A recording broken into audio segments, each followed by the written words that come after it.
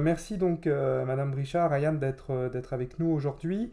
Donc, première question sur cet accompagnement. Quel était votre état d'esprit en termes de situation, de contexte au moment où vous m'avez contacté pour accompagner Ryan? Si vous arrivez à vous remettre au mois de septembre de l'année dernière. Alors, sincèrement, j'étais perdue. Voilà. Parce que j'ai entendu parler de Parcoursup, Mm, j'ai regardé le programme aussi, mm. les dates des examens, et j'ai trouvé que c'était, pour moi, c'était insurmontable, à moi toute seule. D'accord, D'habitude, c'est vrai que j'ai toujours accompagné Ryan toute seule, euh, mais cette année est une année quand même décisive. Donc voilà, moi, si vous voulez, l'objectif, c'était de gagner en temps, de gagner en stratégie et de cibler réellement au niveau de son orientation post-bac. d'accord. Voilà. Toi Ryan, si tu arrives à te mettre dans le contexte de septembre, est-ce que tu avais déjà entendu parler de Parcoursup? Est-ce que les profs t'avaient déjà un peu évoqué ce sujet-là ou pas du tout? Bah justement, mes profs nous avaient évoqué le sujet, mais on ne s'y connaissait pas réellement. Donc c'est vrai, pour aller après chercher des informations, c'était assez compliqué aussi. Mais c'est vrai que nos profs nous avaient juste parlé vaguement de Parcoursup, mais on n'avait pas vraiment eu d'idée à ce moment. D'accord. Est-ce que donc justement en ce début d'année scolaire donc de 2022, est-ce que vous aviez donc en lien avec l'orientation supérieure de Ryan, est-ce que vous disiez est-ce qu'il peut y avoir des problèmes potentiels avec ces choix d'orientation ou des risques éventuels? Alors, les risques, c'était de faire le mauvais choix. Hmm. Ça, c'était certain, d'autant plus que Ryan n'avait pas d'idée précise sur un métier précis. Mhm.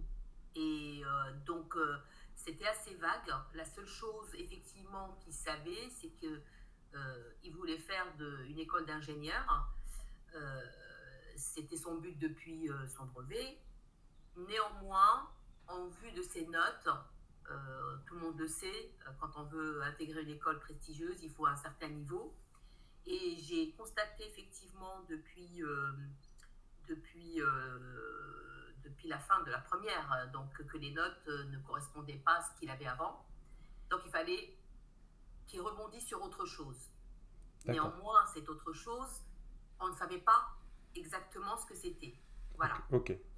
Et est-ce que vous avez eu l'opportunité d'échanger avec un professeur ou avec des professeurs du lycée ou avec un conseiller d'orientation du lycée pour aller chercher justement des conseils, des avis pertinents, du soutien? Est-ce que vous avez fait cette démarche? J'ai fait cette démarche. J'ai pris rendez-vous avec son professeur principal. Et je vous avoue que j'étais assez étonnée dans le sens où je réitère un petit peu la phrase qu'elle m'a dite. Hein, elle m'a dit bah, écoutez, Madame Richard, je comprends. Néanmoins, nous, professeurs, on ne sait pas tout. Mm. Vous voyez, je me suis dit, elle m'a orientée vers le CIO, effectivement. Oui, Et j'ai constaté, j'avais cet espoir d'avoir une réponse. Voilà. Le problème, c'est qu'au CIO, il y a un manque de temps. Je pense mm, qu'ils ont beaucoup de demandes et ils ne ciblent pas vraiment les besoins de l'élève. d'accord. Si vous voulez, ils donnent les choses que nous, on peut trouver sur Internet et on sort de là encore plus, plus Perdu. perdu qu'au début. Voilà. D'accord.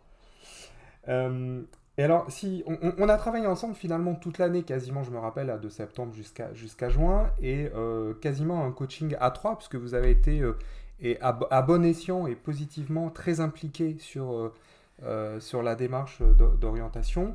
Avec le recul, comment vous avez vécu cet accompagnement? Qu'est-ce que vous avez trouvé d'intéressant dans la méthode de travail, dans la séquence de travail, sur ce travail de coaching avec Ryan, mais aussi finalement on peut dire un coaching à trois en fait, parce moi j'ai en tout cas ce sentiment-là qu'on a Ah oui, oui, oui. évolué ensemble pendant 7-8 séances en tout cas. Ben, écoutez, sincèrement, pour tout vous dire, je suis quelqu'un, par mon métier, je suis toujours sur les réseaux, Hmm. voilà. Donc, je m'informe un peu de tout ce qui se passe. Et bien sûr, je me suis abonnée à plein de pages, hein, comme tout le monde, parce Hmm. que je voulais absolument comprendre, puisque je suis quelqu'un qui va au bout des choses. Donc, c'est important d'être sur les réseaux parce que ça permet d'avoir parfois les avis des autres. Voilà. Et un jour, je suis tombée sur le site de Coaching Sup. Coaching sup, ouais. Et il y avait un live que vous teniez vous-même. Hmm. Et je me suis dit, tiens, c'est intéressant. Pourquoi pas participer pour voir. Et j'ai trouvé que c'était très bien ficelé. Ok. Ça m'a rassurée. Bon, je ne savais pas où. Enfin, voilà, c'est Où aller? normal. Mais euh, j'avais cette impression que vous répondiez exactement à mes réponses. Les choses que je n'ai pas eues, ni avec son prof principal, ni avec le CIO, ni même sur Internet. Parce que, comme on dit, j'avais cette impression d'avoir trop de. Il y avait de l'infobésité, si vous voulez dire. Ouais. Enfin, voilà. Profusion d'informations. Exactement. Ouais. Donc, effectivement, plus je participais à votre live et plus vous répondiez exact. J'avais cette impression que il y avait plusieurs personnes, mais vous aviez cette différence. C'est comme si on vous parlait à chaque personne, vous voyez. D'accord. Ok, je vois Donc, bien. ça m'a rassurée et je me suis dit, pourquoi pas. J'ai vu les avis aussi favorables. Ok. J'ai fait des recherches aussi, donc j'ai été sur votre site, j'ai vu des avis favorables et je me suis dit pourquoi pas. Et c'est de là où j'ai pris contact avec vous et je l'ai pris tôt parce que je me suis Ouais. dit il faut le faire dès le début. Au moins, il aura largement le temps de s'acclimater déjà, de savoir et puis de ne pas se sentir tout seul. Voilà. Donc, moi, en tant que parent, je l'ai toujours accompagné dans ses études. Jusque, jusque-là, ça a été, parce que, bon, voilà, le programme était, voilà, c'était quelque chose que je pouvais faire. Là, l'année de bac, ce n'était pas le cas. Voilà. C'est vrai que c'est plus compliqué. Alors si on revient au cas de Ryan, quand on a fait le travail, on a évoqué plusieurs pistes, hein. Il y avait bien sûr les écoles d'ingénieurs post-bac, les BUT, les licences, on va dire plutôt professionnelles, même parfois des BTS aussi. Donc il y avait quand même une stratégie assez large. Et moi j'ai vu comme à un moment une sorte de prise de conscience sur un certain cursus. Alors, Ryan, est-ce que toi, tu l'as vécu comme ça? Comment tu as ressenti un petit peu tout ça? Bah, c'est vrai qu'au début, j'étais focalisé que sur ce qui pouvait être dans les BUT ou directement dans les écoles d'ingénieurs. Mais c'est vrai qu'après, j'ai vu que ça ne correspondait pas forcément à mes notes et qu'il fallait que j'élargisse Mm. dans ces choix-là. Donc, peut-être que prendre des BUT, des BTS, ça peut toujours être intéressant, malgré par exemple les cursus qui peuvent mener à d'autres choses. Mais c'est vrai que au début, j'avais pas cette idée-là. Et c'est après que j'ai vu qu'il fallait que je fasse, qu'il fallait que je fasse d'autres choix. Donc, D'accord. Alors là aujourd'hui, on est à la fin de l'année scolaire. Tu as eu tes résultats de Parcoursup. Tu as opté pour une formation sélective, donc le BUT. Production, si je me souviens bien, production, qualité, logistique au sein d'un IUT. Donc c'est un choix de formation sélective en 3 ans. Comment tu vois un petit peu ton cursus? Est-ce que tu arrives déjà à te projeter dans le futur? euh, oui, on va dire oui et non, parce que c'était pas quelque chose que j'avais envisagé dès le début. C'était quelque chose qu'avec ma mère qu'on avait pris en tout dernier. On s'est dit autant prendre quelque chose même s'il ne correspondait pas forcément à ce que je voulais faire, Mhm. mais ça peut toujours être intéressant. Et finalement, quand je regarde tout ce qui était dans la qualité logistique et enfin, dans tout ce domaine-là, ça reste quand même quelque chose d'intéressant qui correspondait finalement un peu à ce que je Tu n'avais parlais. pas d'idée précise. Voilà. Hein. C'est ça. Donc c'était quand même quelque chose qui pouvait être intéressant pour moi et je me dis que on verra par la suite, mais c'est vrai que ça reste intéressant. D'accord. Alors, si je me rappelle bien aussi, on avait évoqué comme une stratégie en 2 temps. Alors, je sais pas si c'est toujours en tête pour toi. C'est de se dire, voilà, je commence, en fait, bon, je sais que cette année, elle a été un peu compliquée au niveau académique pour toi et tout. Bon, c'est derrière toi maintenant. On s'est dit, ça peut être intéressant d'aller chercher un BUT en 3 ans et ensuite, à l'issue de ce BUT, aller chercher une école d'ingénieur dans ton domaine pour justement avoir un parcours comme ça un peu complémentaire par rapport à la formation initiale. Alors, est-ce que ça, c'est toujours quelque chose que tu as en tête? Tu gardes dans un petit coin de ton cerveau ou pas? Oui, bien sûr, évidemment, il faut toujours D'accord. avoir un objectif, même si on n'emprunte pas le chemin le plus facile, il y a toujours d'autres chemins pour arriver à nos objectifs. Donc, beaucoup de personnes sont dans mon cas, j'imagine, mais c'est vrai que au début, on veut tous partir dans le chemin le plus complexe pour arriver directement à une école d'ingénieur, mais en prenant du recul, on peut s'apercevoir que c'est pas forcément la meilleure solution. Ok. Est-ce que tu dirais que cette année-là, au cours de toute l'année, avec le coaching, avec les échanges, avec tout le travail qu'on a fait, est-ce que tu penses avoir gagné un peu en maturité, en affinant un peu ta vision des choses pour le futur? Oui, évidemment, D'accord. on a fait les choses progressivement. Ça a permis aussi d'organiser un peu plus dans mon temps, dans nos échanges aussi. Donc, c'est vrai que Coaching Sup nous a beaucoup aidé à nous organiser aussi nous-mêmes. D'accord. Madame Brichat, dernière question. Vous connaissez hein, l'univers, on parle beaucoup de coaching dans l'entreprise. En termes d'organisation, le coaching de jeunes en fait et d'étudiants, c'est vrai que c'est un peu moins connu. Si demain on vous questionnait sur l'intérêt de travailler avec un coach, qu'est-ce que vous pourriez en dire sur le sujet en fait de savoir en fait finalement l'apport d'un coach au sein comme ça d'une famille quand on aborde ce sujet de l'orientation supérieure qui est un sujet parfois très complexe et très, je dirais, allez, émotionnellement impactant en fait parfois. Ben, écoutez, j'en ai fait l'expérience Mm. d'ailleurs lors d'une discussion parce qu'on ne se rend pas compte au début. Je pense aussi c'est par peur de mal faire ou de perdre du temps ou les gens n'osent pas, voilà, n'osent pas y aller, voilà. Donc pour tout vous dire, hein, Monsieur Fitoussi, moi Parcoursup ça a été ma bête noire. Voilà, je vais être franche, je l'ai dit même euh, à d'autres personnes hein, dans l'éducation nationale. Hein, Mm. voilà. La preuve étant qu'ils sont encore en train de réformer pour l'année prochaine. Hein, donc, Oui, toujours, tous les ans, il bouge, hein, bien sûr. exactement. Euh, mais heureusement qu'il y a des gens comme vous.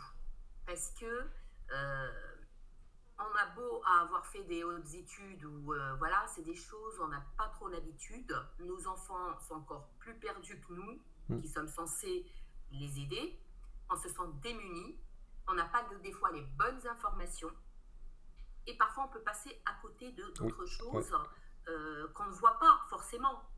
Donc, effectivement, moi, personnellement, pour tout vous dire, dans mon entourage, il y a des personnes, sans pour autant avoir mis le sujet sur la table, on en a parlé. Parce que leurs enfants, l'année prochaine, ils ont le bac, ils sont déjà en stress. Mm.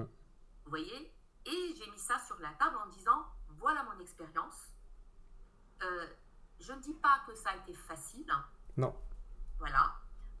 Il a fallu beaucoup de travail. Et Coaching Sup, ce qui m'a apporté, déjà le fait d'être rassurée de ne pas être toute seule, Mm. de pointer, de cibler vraiment les différents cursus ouverts selon le niveau et selon les études qu'il veut faire. Et finalement, on s'est aperçu qu'il y avait d'autres choses. Et c'est ça le point positif, c'est que Ryan était buté sur une école d'ingénieur. Et grâce à vous, il a commencé à se dire dans sa tête, tiens, ben, je vais aller voir autre chose, peut-être que. Donc, la seule chose effectivement que tout le monde ressort, ah mais oui, mais coaching, enfin je sais pas. Donc, je vous avoue, hein, il y a l'histoire du coût aussi. Hein. Il y Ah a, ben il y oui, a ça un coûte coût, il y a un cher, coût, effectivement. voilà. Et je leur ai dit, écoutez, ben, c'est pas compliqué. Quand vous vous investissez dans des vacances, ça coûte aussi de l'argent. C'est vrai. Ça dure peut-être une semaine, mais une semaine de l'année, ça part. Mm. Ça fait du bien sur le coup, mais ça n'empêche pas qu'après, on repart sur un stress. C'est vrai. Donc, aujourd'hui, c'est une question d'investissement. Vous voulez vous investir dans votre enfant pour qu'il ait tous Toutes les chances. les tenants, les aboutissants. Après, il prend sa décision. À vous de l'accompagner. Voilà. Je dis, moi, personnellement, je suis toute seule en plus. Je suis maman solo. Donc, il me fallait quelqu'un d'expert qui s'y connaît, qui me donne les bons conseils. Et surtout, me connaissant, vous m'avez appris une chose aussi, Monsieur Fitoussi. C'est vrai que je mettais souvent la pression à mon fils. Je ne m'en rendais pas compte. Et grâce à vous, j'ai appris aussi à prendre du recul et à le laisser prendre des décisions. Et surtout, attendre de voir est-ce qu'il a besoin de mon conseil ou de le laisser prendre les siens. Parce que dans la vie, voilà, il va bien être obligé de passer par là. On prend de bonnes décisions comme de mauvaises. Et on apprend de son expérience, qu'elle soit bonne ou mauvaise. Mais vous n'avez pas aidé que mon fils. Mais je pense que moi, en tant que maman, vous m'avez ouvert les yeux sur plein de choses. Bon, écoutez, c'est intéressant, merci de ce retour. C'est vrai que c'est un sujet, je le vois avec tous les élèves que j'accompagne, soit en direct, soit avec mes collègues, c'est toujours un sujet, il y a beaucoup d'émotions, il y a beaucoup de... c'est complexe, c'est pas facile d'en parler avec ses enfants, de ces sujets-là, parce qu'on parle du futur, on parle de la projection, on parle aussi voilà, de ce que vont devenir nos enfants finalement sur le long terme. Voilà, donc écoutez, j'espère vous avoir apporté ne serait-ce un petit peu de... Voilà, de réflexion. Et j'ai vu en tout cas au cours de ce coaching que vous aussi, vous avez gagné énormément en compétences. Maintenant, le Parcoursup n'a plus de secret pour vous. Croyez-moi, maintenant j'ai compris. Ouais. Je pense que même leur assistance, vous savez, quand il y a... je crois qu'ils connaissent mon nom maintenant. Voilà, c'est ça.